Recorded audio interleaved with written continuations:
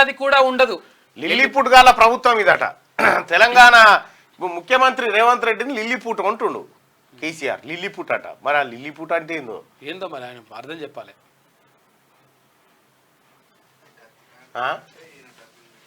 ఏంది ఏమని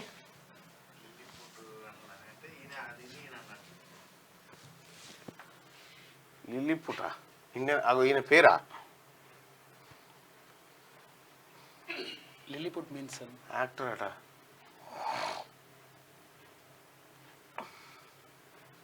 లిల్లీపుట్ అంటే ఆయన యాక్టర్ ఉన్నట్టుండు. ఈ లిల్లీపుట్ ఏందో కొత్త పదం తీసుకొచ్చిండు కేసీఆర్. మరి అన్ని తీసుకొస్తాడు, మందు పేర్లు తీసుకొస్తుంటాడు. లిల్లీపుట్ ఆయనతో మనసు తీసేలాగాల అదొకటి ఏడాది కూడా ఉండదట. లిల్లీపుట్ గాల ప్రభుత్వం ఇది. ముఖ్యమంత్రి జంప్ చేస్తాడేమో, రేవంత్ రెడ్డి జంప్ చేస్తాడట. ఇవి బాగా కాలాలు వస్తున్నాయి పగటిపూట. లిల్లీపుట్ గాల ప్రభుత్వం ఇది అంటాడు. మేము కట్టిన అంబేద్కర్ విగ్రహం వద్ద జయంతి రోజు ఒక్క పువ్వు కూడా పెట్టలేదట. మేము కట్టిన అంబేద్కర్ విగ్రహం వద్ద పైసలు సిగ్గు లేకుండా సచివాలయంలో కూర్చున్నారు. లిల్లీపుట్ ముఖ్యమంత్రి రేవంత్ రెడ్డి భాష ఏమిటి? భాష ఏమిటి? నీ భాష ఏమిటి? నేను ఆచార్య వినోబా భావ లెక్క చెప్తున్నాడు. ఆచార్య పోలీసుల అరాచకాలను రికార్డు చేస్తున్నాం, మళ్ళీ అధికారంలోకి వస్తాం, మీ సంగతి చూస్తాం, మేము గెలవకపోతే మీకే నష్టమట. బీఆర్ఎస్ కు నష్టం లేదు. సుల్తాన్పూర్ సభలో మాజీ సీఎం కేసీఆర్.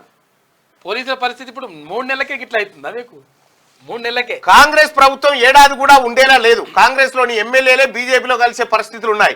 ఎవరు ఎప్పుడు బీజేపీలో చేరతారో తెలియదు. స్వయంగా ముఖ్యమంత్రి రేవంత్ రెడ్డి చెంపు కొడతారేమో తెలియదు. ఇటువంటి పరిస్థితిలో ఎవరు ఎవరికి బీటీమో ఆలోచించుకోవాలని బీఆర్ఎస్ అధినేత మాజీ సీఎం కేసీఆర్ వ్యాఖ్యానించారు.